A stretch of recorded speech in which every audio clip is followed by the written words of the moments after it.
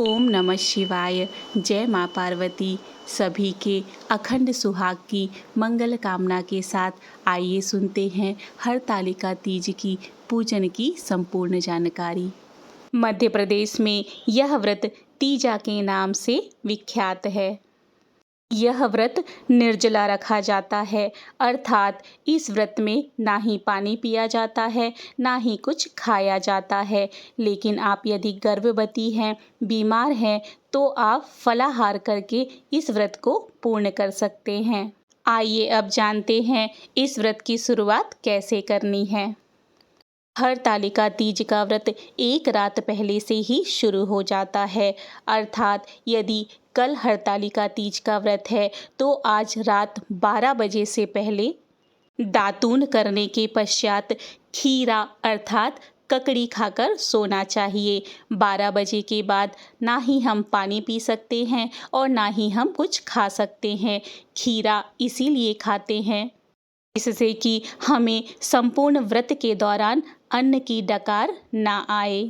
खीरा चंद्रमा का प्रतीक है और चंद्रमा भगवान शिव के मस्तक पर विराजमान है। इसीलिए खीरे का सेवन शिव और माता पार्वती की पूजा के साथ चंद्रमा का भी पूजन माना जाता है। हरतालिका तीज के दिन सुबह दिन निकलने से पहले ब्रह्म मुहूर्त में उठे और मौन रहकर स्नान करें। स्नान के पश्चात मौन रहकर पूजा के लिए जल निकालें, जिसे हम मौनी का जल कहते हैं। हरतालिका तीज के दिन 4 प्रहर भगवान की पूजा की जाती है। सुबह स्नान के पश्चात अपने घर के मंदिर में जाकर हाथ में जल लेकर गणेश भगवान, भोलेनाथ और माता पार्वती के सामने व्रत का संकल्प लें कि हे प्रभु जी, हे माता रानी, मैं आपका व्रत कर रही हूँ, मेरे व्रत में सहायक बनिए। मुझे शक्ति दीजिए कि मैं बिना विघ्न के आपके व्रत को पूर्ण कर सकूं। उसके पश्चात यदि संभव हो सके किसी देवालय में जाइए, शंकर जी के मंदिर में जाइए और पूजा अर्चना करिए। प्रथम प्रहर की पूजन के पश्चात अपने गृह कार्यों को करें। शाम के समय 4 या 5 बजे पुनः स्नान करें, स्वच्छ वस्त्र धारण करें और पूजा की संपूर्ण तैयारी में लग जाएं। अब आइए जानते हैं हमें हरतालिका तीज की पूजन की क्या तैयारी करनी है। सर्वप्रथम पूजन में भगवान के मंडप बनाने की तैयारी करते हैं। विविध रंग के सुगंधित फूलों तथा बेलपत्र को एकत्रित करें। अब हमें इन फूलों से 5 मालाएं बनानी हैं। 4 बड़ी मालाएं और 1 छोटी माला, उसमें बेलपत्र जरूर लगाएं। इन मालाओं को बांस की टोकरी में बांधकर मंडप तैयार करें। इसे हमारे यहाँ फुलहरा कहा जाता है। मध्य प्रदेश और उत्तर प्रदेश में बने बनाए मंडप मार्केट में आसानी से मिल जाते हैं, लेकिन यदि हम कहीं बाहर रहते हैं तो इनका मिलना मुश्किल होता है, तो घर पर ही मंडप बनाकर तैयार करें। अब हमें भोलेनाथ की प्रतिमा बनानी है। बाजार में भी बनी बनाई प्रतिमाएं उपलब्ध होती हैं। कई लोग बालू या रेत की प्रतिमा बनाते हैं, लेकिन हमारे यहाँ इस तरह से काली मिट्टी की शंकर जी की प्रतिमा बनाई जाती है। मिट्टी को अच्छी तरह से साफ कर लीजिए, उसमें जो भी कंकड़ पत्थर हैं उन्हें हटा दीजिए और मिट्टी को गंगा जल और शुद्ध जल से भीगने के लिए छोड़ दीजिए। जब मिट्टी अच्छी तरह से फूल जाए तो उससे हमें शंकर जी की प्रतिमा बनानी है। प्रतिमा बनाने के बाद उनके ऊपर घी लगा देंगे, जिससे हमारी प्रतिमा और भी खूबसूरत हो जाएगी। अब एक छोटे से पाट में लाल कपड़ा बिछाएंगे। उसमें यहाँ पर मैंने बेसन की माँ पार्वती जी बनाई हैं। हमारे यहाँ बेसन की ही पार्वती जी बनाई जाती हैं। साथ ही शंकर जी को, भोलेनाथ को माता पार्वती के साथ इस पाट में स्थापित करेंगे और उन्हें पीला वस्त्र ओढ़ाएंगे। आप जितना हो सके माता रानी का श्रृंगार कर सकते हैं। अब जहाँ पर हमें पूजा करनी है उस स्थान को स्वच्छ करके उसके ऊपर एक पाट को रखेंगे। उसके ऊपर नया लाल रंग का वस्त्र बिछाएंगे। अब चौकी के ऊपर हमें चौक बनाना है। यहाँ पर मैंने गेहूं के आटे का चौक बनाया है। उसे हल्दी और कुमकुम से टीक पूज देंगे। आप चाहें तो यहाँ पर अष्टदल कमल भी बना सकते हैं। उसके ऊपर एक बड़ी सी परात रखेंगे। परात के ऊपर माता शिव पार्वती को छोटे से पटे में स्थापित करेंगे। हमें हमेशा बड़ी परात का उपयोग करना है, क्योंकि हमें 3 प्रहर की पूजा करनी है, भगवान को स्नान कराना है। इसके लिए बड़ी परात का ही प्रयोग करिए। अब बड़ी चौकी के सामने एक छोटी चौकी रखेंगे। उसके ऊपर भी हमें लाल रंग का वस्त्र बिछाना है और उसमें हमें एक स्वास्तिक बनाना है। स्वास्तिक को भी हल्दी और कुमकुम से टीक पूज देना है। प्लेट में गणेश भगवान को स्थापित करेंगे। साथ ही एक सुपारी और एक हल्दी की गांठ रखेंगे। सुपारी धरती माता का प्रतीक है। कलश स्थापना के लिए चावल की ढेरी के ऊपर लोटा रखेंगे। उसमें गंगा जल और शुद्ध जल डालेंगे। एक सिक्का, हल्दी की गांठ, सुपारी और थोड़े से चावल डालेंगे। अब कलश में हमें कलावे को बांध देना है। उसके बाद हमें इसमें आम की टेरी रखना है, अर्थात आम के 5 पत्ते रखने हैं। उसके ऊपर हमें दीपक को स्थापित करना है।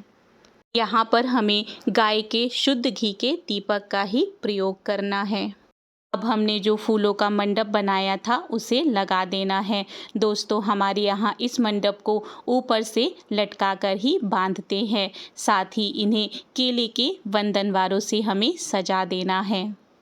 दोस्तों, इस मंडप को आप जितना सजा सकते हैं उतना सजा दीजिए। सुंदर रेशमी वस्त्रों और सजावट की समस्त सामग्री का उपयोग कर सकते हैं।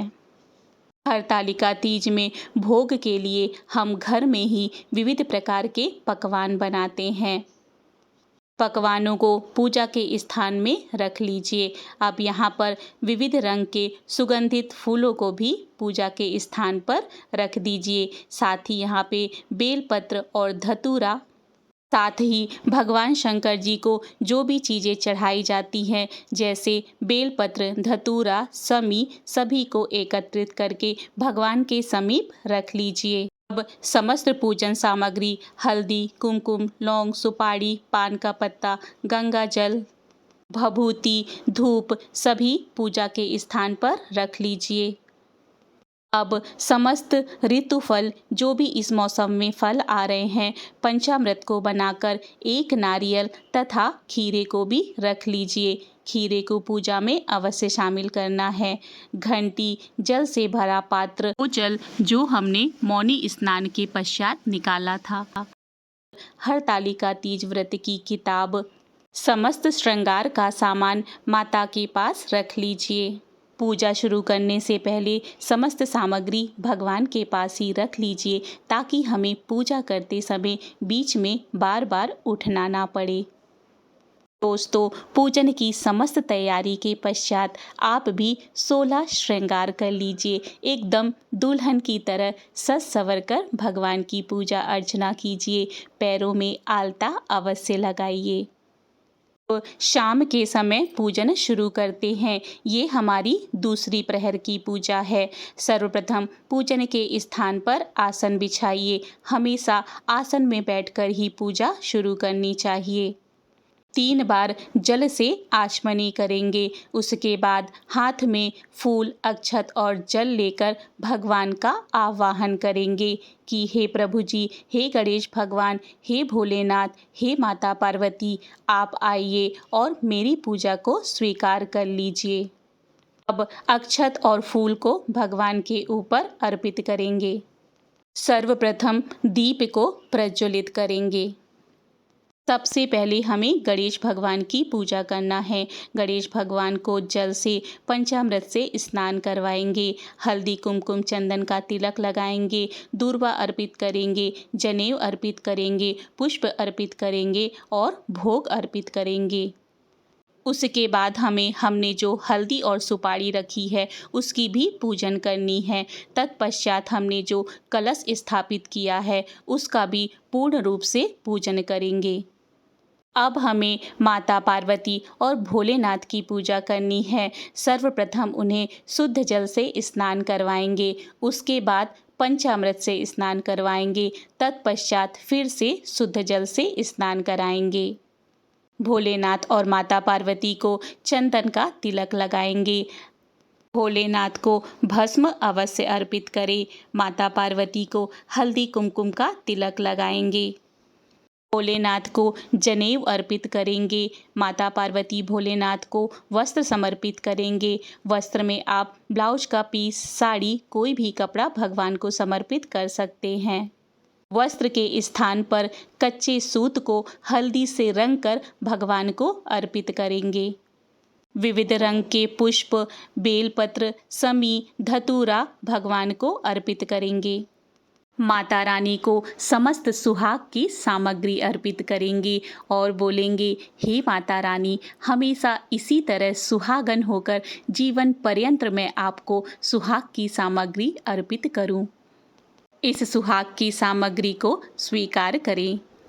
जितने भी ऋतुफल हैं भगवान को अर्पित करेंगे। नारिकेलम समर्पयामि, नारियल अर्पित करेंगे। गणेश भगवान को, कलश को, धरती माता को, सभी को पुष्प एवं फल अर्पित करेंगे। भगवान को धूप दिखाएंगे, दीप दिखाएंगे। भगवान को समस्त वस्तुएं अर्पित करने के बाद अब हमें भगवान को भोग लगाना है। आपने जो भी पकवान बनाए हैं या फिर जो भी मिठाइयाँ आप लेकर आए हैं, भगवान को उसका भोग लगाएंगे।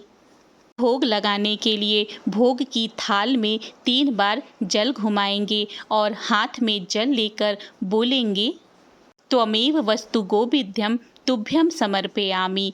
हे प्रभु जी, आपका दिया हुआ आपको ही समर्पित है, भोग लगाइए, भोजन ग्रहण कीजिए। उसके पश्चात फिर से भोग की थाली में 3 बार जल घुमा देंगे। जो भी आपने पकवान बनाए हैं वो शंकर जी को आप जरूर चढ़ाइए। भोग लगाने के पश्चात सभी भगवान को तांबूलम समर्पयामि, पान समर्पित करेंगे और दक्षिणाम समर्पयामि, दक्षिणा समर्पित करेंगे। संपूर्ण पूजन के पश्चात अब हाथ में अक्षत और फूल लेकर हरतालिका तीज की व्रत कथा का श्रवण करेंगे या फिर कथा को पढ़ेंगे। कथा समाप्ति के पश्चात हाथ में जो भी अक्षत और फूल लिए हैं भगवान को समर्पित करेंगे। अब यदि आप हवन करते हैं तो भगवान को होम लगाएंगे। होम लगाने के लिए होम के स्थान को शुद्ध करेंगे, उसे टीका पूजा करेंगे, उसके ऊपर होम का पात्र रखेंगे, उसमें 3 बार जल घुमाएंगे। होम के पात्र को भी हमें हल्दी कुमकुम का तिलक लगाना है। फूल समर्पित करेंगे। उसके पश्चात हमें होम में अग्नि प्रज्वलित करना है। अब सर्वप्रथम गणेश भगवान का नाम लेकर हवन करेंगे। उसके बाद भगवान शिव और माता पार्वती के नाम को स्मरण करते हुए हवन करेंगे। तत्पश्चात अपने ग्राम देवता, कुल देवता के नाम का हवन करेंगे। आप जिस भी भगवान का स्मरण करके हवन करना चाहते हैं उनके नाम का स्मरण करके हवन करेंगे। अपने गुरु महाराज का स्मरण करके जरूर हवन करें। तत्पश्चात भूले बिसरे सभी देवताओं के नाम का स्मरण करते हुए हवन करें। हवन करने के पश्चात फिर से हवन में 3 बार जल घुमाएंगे। इस प्रकार से हवन विधि पूर्ण होती है। हवन के पश्चात शंखनाद करते हुए घंटियों की ध्वनि से भगवान गणेश, माता पार्वती और भोलेनाथ की आरती करेंगे। आरती के लिए घी का दीपक प्रज्वलित करेंगे या फिर कपूर जलाएंगे। उसमें 3 बार जल घुमाएंगे और बोलेंगे, शुभम करोति कल्याणम आरोग्यम धन संपदः शत्रुबुद्धि विनाशाय दीपम ज्योति नमस्तुते। अब भगवान की आरती करेंगे। आरती करने के पश्चात फिर से आरती में 3 बार जल घुमाएंगे। समस्त भगवान को आरती देंगे, पूरे परिवार को, दोस्तों को आरती देंगे, फिर स्वयं आरती लेंगे। इस प्रकार द्वितीय प्रहर की पूजा संपन्न होती है। अब तीसरे प्रहर की पूजा रात को 12 बजे की जाती है। फिर से पूरे विधि विधान से भगवान की पूजा करेंगे और होम लगाएंगे तथा छोटी सी आरती करेंगे। हरतालिका तीज के दिन रात्रि में जागरण का विधान है, सोया नहीं जाता। हम जो फुलहरा बनाते हैं उसे हमें रात को जगाना पड़ता है, उसे बार बार हिलाते रहेंगे और भगवान के सामने बैठकर रात्रि जागरण करेंगे, भजन और कीर्तन करेंगे। जैसे ही सुबह के 4 बजेंगे तब हम चौथे प्रहर की पूजा करेंगे। फिर से स्नान करेंगे, स्वच्छ वस्त्र धारण करेंगे और भगवान की संपूर्ण विधि विधान से फिर से पूजा करेंगे और छोटा सा हवन करेंगे और आरती करेंगे। चौथे प्रहर की पूजा के उपरांत सुहाग लेंगे। सुहाग लेने के लिए अपने साड़ी के आंचल से माता रानी को सिंदूर दान करेंगे। फिर माता रानी के चरणों से वो सिंदूर अपने मांग पर लगाएंगे। संपूर्ण पूजन के उपरांत भगवान से क्षमा याचना करेंगे।